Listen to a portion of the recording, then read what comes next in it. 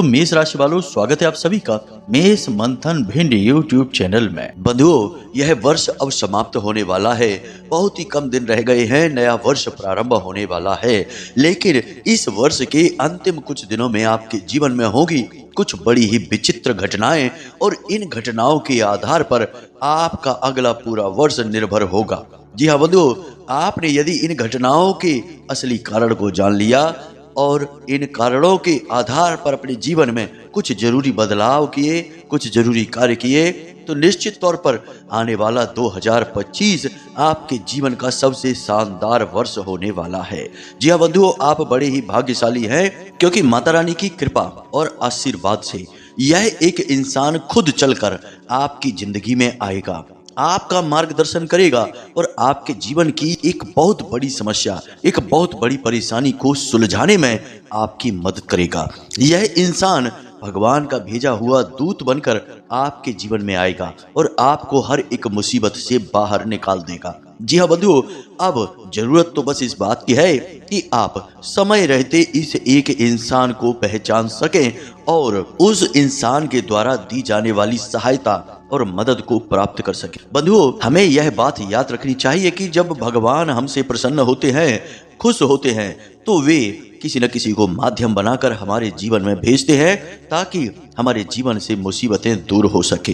एक ऐसा ही किस्सा है जो हम आगे आपको कार्यक्रम में बताने वाले हैं, जिसे जानकर आप भी आश्चर्य में पड़ जाएंगे कि भगवान अपने भक्तों की मदद कैसे करते हैं, किन किन रूपों में आते हैं। बंधुओं, हम आपको इस एक इंसान के आपके जीवन में आने का सही समय भी बताएंगे, कुछ संकेत, कुछ पहचान भी बताएंगे, ताकि आप कहीं गलती ना कर बैठें, क्योंकि किस्मत हो या भगवान बार बार मौके नहीं देते हैं। बड़े ही भाग्यवान होते हैं वो लोग जिनके जीवन में कभी ईश्वर खुद मदद भेजने की कोशिश करते हैं।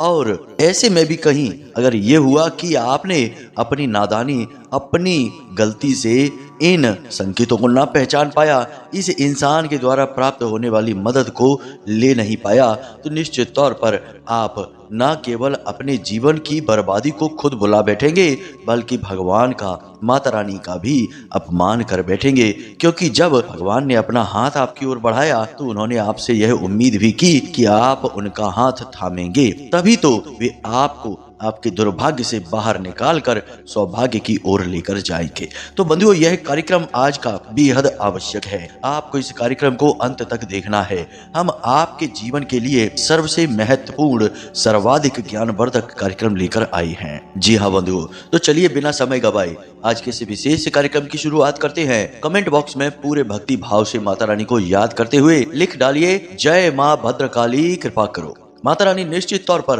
आपके ऊपर कृपा करेंगी, हमें पूर्ण विश्वास है। इसी के साथ साथ माता रानी के दिव्य परिवार के सदस्य बन जाइए, इस चैनल कार्यक्रम को सब्सक्राइब भी कर लीजिए। तो चलिए बंधुओं, इस कार्यक्रम की शुरुआत करते हैं। तो बंधुओं, कार्यक्रम की शुरुआत एक बड़े ही मजेदार भक्त कथा से करते हैं। भक्त सूरदास भगवान श्री कृष्ण के अनन्य भक्त थे। हमेशा उनकी गुण लीलाओं को ही गान करते रहते थे और उनकी भक्ति में लीन रहते थे। लेकिन भगवान के दर्शन उन्हें हो नहीं पा रहे थे, क्योंकि वे सूरदास थे। आंखें देख नहीं सकती थी, मन महसूस तो करता था, लेकिन महसूस करने से क्या होता है। एक भक्त की तो तमन्ना होती है कि उसके भगवान उसके सामने आए, उसे दर्शन दें, उसे छुएं और वह भगवान के स्पर्श को महसूस कर सके। तो एक बार उनके जीवन में भी वह समय आ ही गया कि जब स्वयं भगवान ने हाथ बढ़ाकर उन्हें पकड़ा, उन्हें छुआ, स्पर्श किया। बात कुछ ऐसी थी कि सूरदास जी कुएं के घाट पर बैठकर स्नान कर रहे थे। स्नान करते करते दुर्घटनावश उनका पैर फिसल गया और वे कुएं में गिरने लगे। जब वे कुएं में गिरने लगे तो भगवान श्री कृष्ण स्वयं वहां प्रकट हुए। किसी को तो न दिखाई दिए, परंतु भगवान ने अपना कार्य कर लिया और सूरदास जी का एक हाथ थाम लिया, उन्हें गिरने से बचा लिया। जैसे ही भक्त का भगवान से स्पर्श हुआ, भक्त तुरंत यह जान गया कि ये स्वयं परम ब्रह्म भगवान श्री कृष्ण हैं। तो उन्हें जब यह एहसास हुआ तो उन्होंने जोर से भगवान के हाथ को अपने दोनों हाथों से पकड़ लिया। भगवान ने उन्हें कुएं से तो बाहर निकाल दिया, लेकिन अपना हाथ छुड़ाकर जाने लगे। जब हाथ छुड़ाकर जाने लगे तो क्या भक्त यह चाहेगा कि भगवान कभी उससे दूर जाएं? उनके दर्शन के लिए, उनकी उनके स्पर्श और उनके अनुभव के लिए जिसने जीवन भर तप किया हो, आज वह अनुभव उसके सामने हो तो क्या वह उसे जाने देगा? ऐसा ही सूरदास का हाल था। वे भगवान का हाथ छोड़ने को ही तैयार नहीं थे। भगवान जबरदस्ती करने लगे। तब सूरदास ने बड़े ही भोले भाव के साथ यह दोहा बोला, जरा ध्यान से सुनिए। कर छुटकाए जात हो, निबल जाने कर मोहि, हृदय सो जब जाऊंगे, मर्द बदींगो तो। इस दोहे का मतलब यह है, क्योंकि यह ब्रज भाषा में है तो शायद स्पष्ट तौर पर ना समझ आया हो, तो इस दोहे का मतलब यह है कि हे श्याम सुंदर, हे मदन मोहन, मुझे निर्बल जानकर अपनी बाहें छुड़ाकर जा रहे हो। अगर हिम्मत है तो मेरे हृदय से निकल कर दिखाओ तो तुम्हें मर्द मानूं। यह असल में एक व्यंग जैसा है और सूरदास जी का भाव कुछ ऐसा है कि भगवान का ही वे व्यंग कुछ इस भाव से कर रहे हैं कि भगवान बुरी मान जाएं और उनसे हमेशा जुड़ जाएं, कभी छोड़कर जाएं ही ना। जी हाँ बंधु, यह बड़ा ही गहरा भाव है। यदि इस भाव की चर्चा की जाए तो पूरा दिन इसमें जा सकता है, क्योंकि यह भक्त और भगवान के बीच की रस धारा है। जी हाँ बंधु, और जीवन का संपूर्ण सार ही भगवान की साधना, उपासना, तपस्या है। बाकी तो सब मोह है, बाकी तो सब स्थूल है, यहाँ का यहीं रह जाना है। यह हमने जो प्रसंग आपको सुनाया है बंधु, यह हमने मनोरंजन के भाव से आपको नहीं सुनाया है और इसे आप मनोरंजन के भाव से लेना भी नहीं, वरना यह ना केवल सूरदास का बल्कि स्वयं भगवान श्री कृष्ण का अपमान होगा। यह तो हमने आपको इसलिए सुनाया है ताकि आपके जीवन में होने वाली घटनाओं के विषय में आप अंदाजा लगा सके, उस भाव को महसूस कर सके। आप जिस भी आराध्य की पूजा पाठ करते हैं, जिसकी साधना करते हैं, जिसे भी भजते हैं, कभी कभी ही सही, सप्ताह में, महीने में एक बार ही सही, जिसके मंदिर में जाते हैं, हमेशा याद रखना उसकी नजर आपके ऊपर रहती ही रहती है।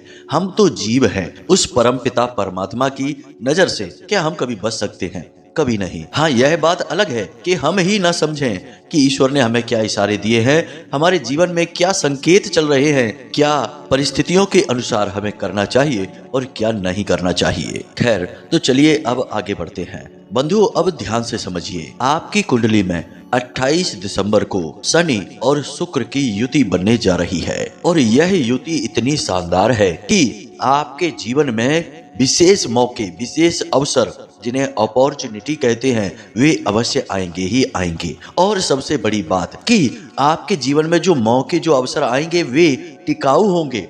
यानी जो बेरोजगार है उसे नौकरी का कहीं ना कहीं से बढ़िया मजबूत प्रस्ताव आ सकता है। जो व्यापार में डूब रहा है उसे व्यापार को बढ़ाने का, एक नई शुरुआत करने का अवसर प्राप्त हो सकता है। जिसे कर्जे ने परेशान कर रखा है, ऐसे व्यक्ति को कर्जा मुक्त होने का कोई रास्ता सूझ सकता है। आमदनी का कोई बड़ा स्रोत शुरू हो सकता है। इसी के साथ साथ बंधुओं, जिनके रिश्ते नातों में उथल पुथल मची हुई है, खींचतान मची हुई है, एक दूसरे की सुन नहीं रहे, समझ नहीं रहे, ऐसे लोगों के बीच अचानक से सौहार्द, प्रेम का माहौल उत्पन्न हो जाएगा। जी हाँ बंधुओं, लेकिन इतने से भी बात नहीं बनेगी। अब उनकी बात करते हैं कि जो भगवान में आस्था रखते हैं, भगवान के सच्चे भक्त हैं, किसी न किसी रूप में भगवान को हमेशा भजते रहते हैं, भगवान से अपने लिए मदद की गुहार लगाते हैं, जो परेशानियों में होते हुए भी भगवान को नहीं भूले हैं। ऐसे लोगों के लिए यह ग्रह योग किसी वरदान से कम नहीं है। अब शनि और कुंभ दोनों परम मित्र हैं और शनि यहाँ पर जीवन में अड़चने अवश्य डालते हैं।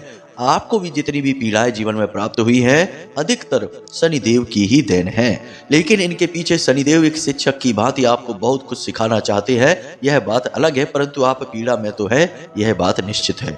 लेकिन शुक्र ठीक शनि के विपरीत धन, वैभव, सुख, समृद्धि, प्रेम संबंधों के कारक हैं। जब शनि और शुक्र का मेल होता है तो शनि अपने स्वभाव के ठीक विपरीत कार्य करना शुरू कर देते हैं, यानी कि अपने मित्र को खुश करने के लिए मित्र जैसा व्यवहार करने लगते हैं, क्योंकि शनिदेव का यही स्वभाव है। शनिदेव नैतिकता के ग्रह हैं, वो जिसके साथ चलेंगे उसके साथ उसी के जैसा व्यवहार करेंगे या यूं कहें कि उसका सम्मान करने के लिए उसके व्यवहार के समांतर चलने की कोशिश करेंगे। तो अब यहाँ पर आपके लिए जो प्रबल संभावनाएं बन रही हैं, जो भगवान के भक्त हैं, कि उनके जीवन में भी कोई एक ऐसा व्यक्ति आएगा जिसकी पहचान करना उन्हें अनिवार्य है। वह व्यक्ति उन्हें किसी न किसी रूप में मुसीबत से बाहर निकालेगा। जी हाँ बंधुओं, हम आपको उस व्यक्ति के बारे में अब पूर्ण ज्ञान देने जा रहे हैं। जरा उसे ध्यान से समझना। उसके नाम का हम पहला अक्षर भी आपको बताएंगे, उसके हाव भाव संकेत भी आपको समझाएंगे और इन हजारों लोगों की भीड़ में उसे आप कैसे पहचानेंगे सरलता के साथ, यह भी आपको समझाएंगे।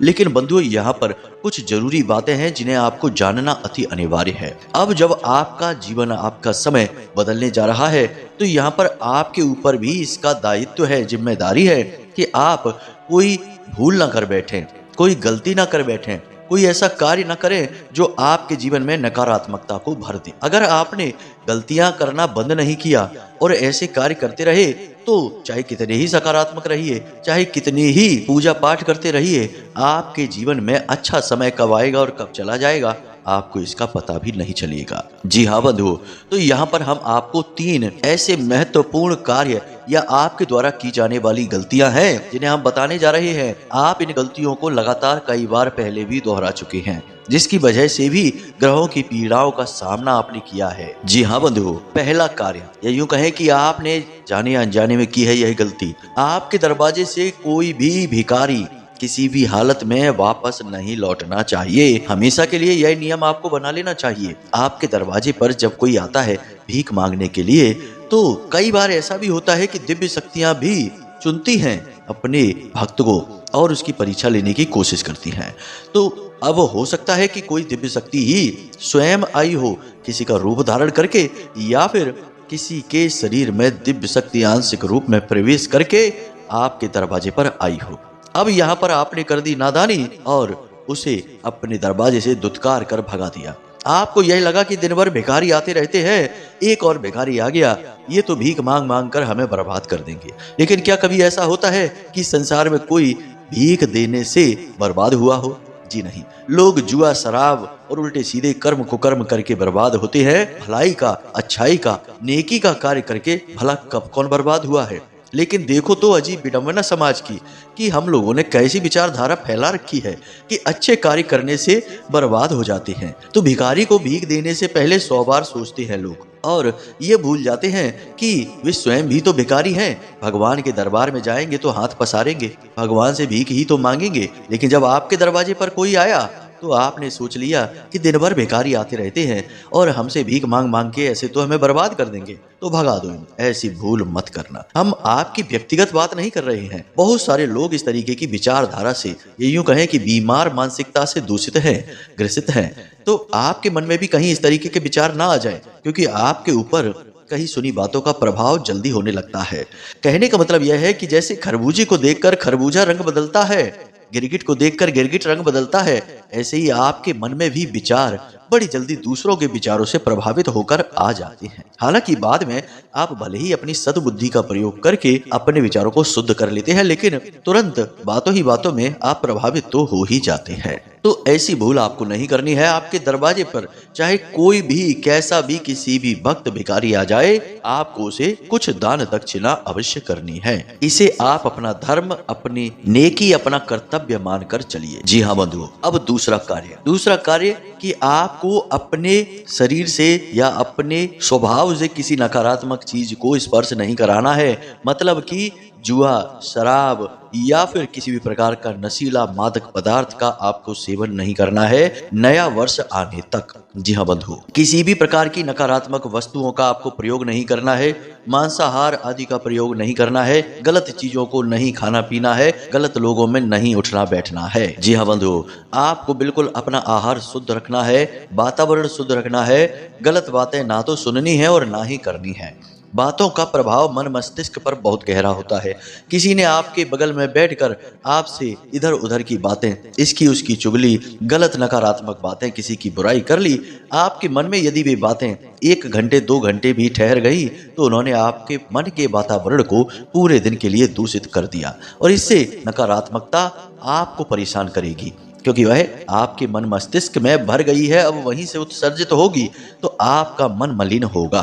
तो आपको ऐसे वातावरण से दूर रहना है, ऐसे लोगों से भी दूर रहना है, इसी में आपकी भलाई होगी। तीसरा कार्य, यह भी आप अक्सर करते हैं बंधु, और यह गलती आपकी अक्सर देखी जाती है, आलस करना। जी हाँ बंधु, आप अपने कार्यों को करने में कभी कभी टाल मटोल करने लगते हैं, काम को आगे बढ़ाते रहते हैं, टालते रहते हैं, समय पर नहीं करते हैं। खास तौर से सोने और जगने की आपकी क्रियाएं लगभग अव्यवस्थित सी ही रहती हैं, हमेशा ही रहती हैं। सूर्योदय होने से पहले जागना चाहिए, रात्रि में समय से सोना चाहिए। अब यदि कभी कभार ऐसा हो जाता है कि कोई विशेष कार्य पड़ गया और रात्रि में अधिक समय तक जागना पड़ा, तो आप सुबह देर तक सो भी सकते हैं, लेकिन यह तो कभी कभार की स्थिति है। लेकिन यदि प्रतिदिन ही ऐसा वातावरण है कि सूर्य देवता आ चुके हैं आसमान पर और आप अभी सो ही रहे हैं, तो यह तो बहुत ही खराब बात है। हमारी हिंदू सनातनी परंपरा में इसे पूर्ण रूप से निषेध माना गया है। यह सूर्य देवता का अपमान है। और बात यहाँ पर हम कर रहे हैं शनिदेव से जुड़ी हुई। तो शनिदेव को अनुशासन अति प्रिय है। शनिदेव यह कहते हैं कि आपके लिए आपका कार्य सर्वोपरि है, आपको अपना कार्य समय पर करना चाहिए, समय पर अपने कार्य को निपटाना चाहिए। समय गुजर रहा है और आप यूं ही उसे टाल रहे हैं, अनुशासनहीनता दिखा रहे हैं, तो शनिदेव आपको कभी माफ नहीं करेंगे। जी हाँ बंधु, तो यह कार्य आपको नहीं करने हैं। इन 3 कार्यों के अलावा भी कुछ छोटे छोटे कार्य और हैं जिनके बारे में हम पहले भी आपको कई बार बता चुके हैं, फिर बता देते हैं कि किसी पर गुस्सा क्रोध नहीं करना है, अपशब्दों का प्रयोग नहीं करना है, उल्टे सीधे वस्त्र धारण नहीं करने हैं, गंदे मैले कुचैले वस्त्र जूते चप्पल आदि धारण नहीं करने हैं, बिना मतलब में अपना समय कभी खराब नहीं करना है, और भूल कर भी अपने धर्म, अपने भगवान, अपने धार्मिक संस्थानों का और धर्म गुरुओं का अपमान नहीं करना है। जी हाँ बंधु, ऐसा करने से आप उनका तो कुछ नहीं बिगाड़ पाएंगे, लेकिन आप अपने जीवन में नकारात्मकता को अवश्य आकर्षित कर लेंगे। जो जैसा करेगा उसे वैसा फल मिलेगा। हम और आप किसी के ठेकेदारी नहीं कर रहे हैं, किसी की जिम्मेदारी नहीं ले सकते हैं कि कौन अच्छा है कौन बुरा है। तो हम इन सब बातों में ना ही पड़े तो ज्यादा बेहतर रहेगा। बेहतर यह है कि हम अपने जीवन को देखें, उसी से हमारा गुजारा होगा। जी हाँ बंधुओं, तो ये हमने कार्य आपको बता दिए हैं, इन कार्यों को आपको नहीं करना है। अब ध्यान से सुनिए, हम आपको उस एक व्यक्ति के बारे में बताने जा रहे हैं। सबसे बड़ी बात कि वह व्यक्ति सीधा आपसे संपर्क करेगा, आपसे उसे मतलब होगा, वह किसी के माध्यम से नहीं आएगा, वह सीधा चलकर आपके सामने आएगा, आपकी मदद करेगा। हो सकता है कि वह पहले भी आपके पास कई बार आया हो आपकी मदद करने के लिए, और करके मदद जा भी चुका हो, आपने कभी उस पर ध्यान नहीं दिया। लेकिन अब आपको समझना है कि कौन आपकी मदद कर रहा है बिना किसी मतलब के। जी हाँ बंधुओं, इस इंसान की सबसे बड़ी खूबी यही होगी कि यह आपकी मदद करने आएगा, और इसकी मदद करने के पीछे मकसद क्या है, कारण क्या है, यह आपको समझ में नहीं आएगा। मतलब कहने का यह है कि जहां आज की दुनिया में लोग छोटी छोटी बातों में अपना मतलब सीधा करने की कोशिश करते हैं, वहीं यह इंसान आपकी मदद क्यों करना चाहता है यह आप समझ नहीं पाएंगे, आपको कोई कारण ही नहीं लगेगा। तो हो सकता है कि इस वजह से भी आप इसे बिल्कुल भी भाव ना दें, इसकी बात को सुने ही नहीं, समझे ही नहीं,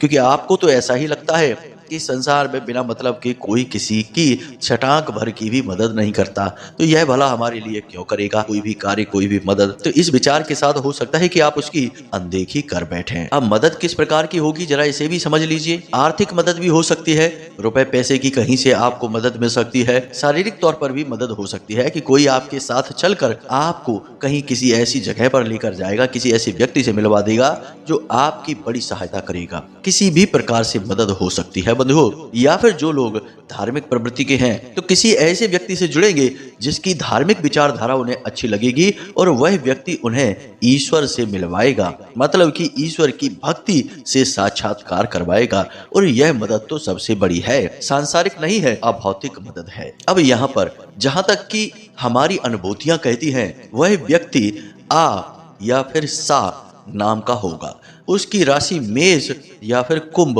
हो सकती है।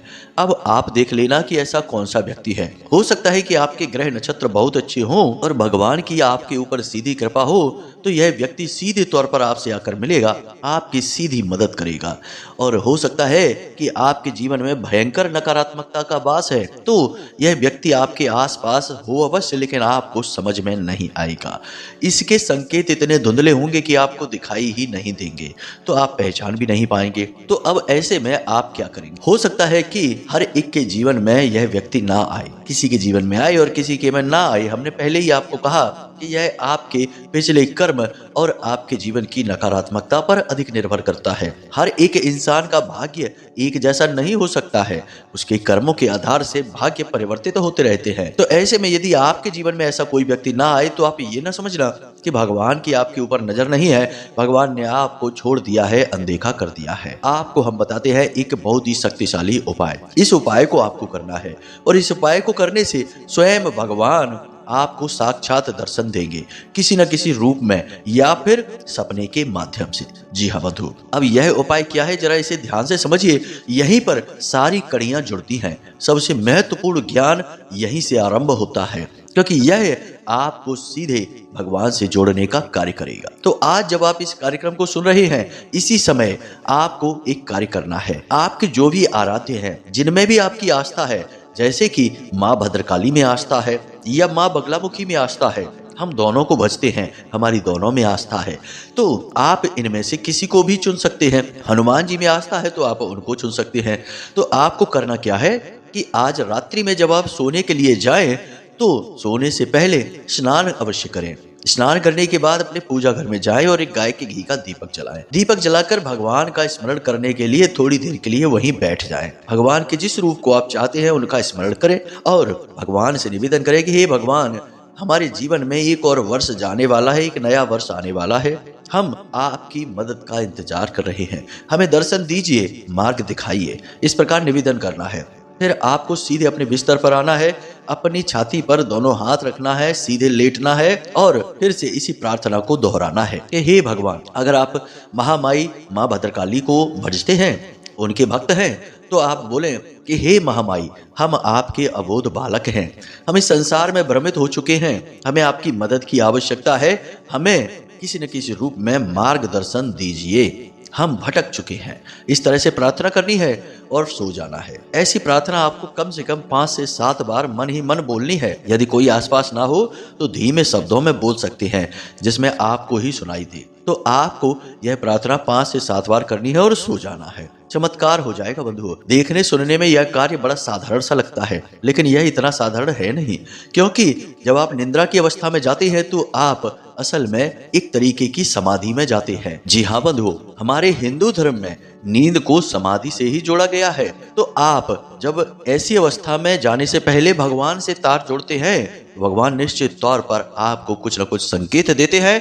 कहीं ना कहीं से आपसे जुड़ने की कोशिश करते हैं। जी हाँ बंधु, तो आप इस प्रयोग को करें और निश्चित तौर पर सपने के माध्यम से भगवान आपको दर्शन देंगे और आपका मार्गदर्शन करेंगे, आपको कुछ ना कुछ बताएंगे। जी हाँ बंधु, यह प्रयोग हमने जिसको भी बताया है उसके ऊपर यह प्रयोग कार्य किया है, आपके ऊपर भी करेगा और आपके ग्रह नक्षत्र भी अब आने वाले समय में आपका सहयोग करने वाले हैं, तो और जल्दी यह क्रिया आपके ऊपर कार्य करेगी। तो इस क्रिया को करके सोएं और इसके परिणाम क्या प्राप्त हुए हमें कमेंट करके अवश्य बताना, हमें इंतजार रहेगा बंधुओं। हो सकता है पहले दिन दूसरे दिन यह कार्य ना करे, लेकिन 3 से 5 दिनों के बीच यह क्रिया 100% कार्य करेगी, आपको दर्शन होंगे। जी हाँ बंधुओं, तो बस इसी के साथ साथ आज के इस कार्यक्रम को यहीं विराम देते हैं। यदि कोई प्रश्न मन में उठे या कुंडली का विश्लेषण कराना हो, अपने ग्रह नक्षत्रों की जानकारी चाहिए हो, तो वीडियो में दिए गए नंबर पर फोन कर सकते हैं, जानकारी प्राप्त कर सकते हैं।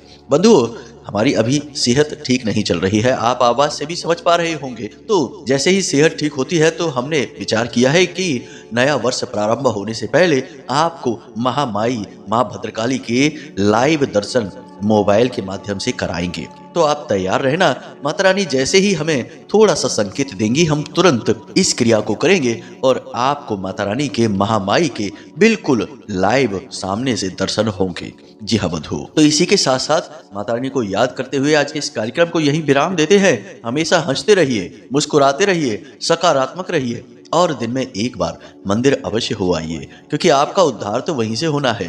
प्रेम से बोलिए जय माई की, जय माँ भद्रकाली। माता रानी आपका कल्याण करेगी। धन्यवाद।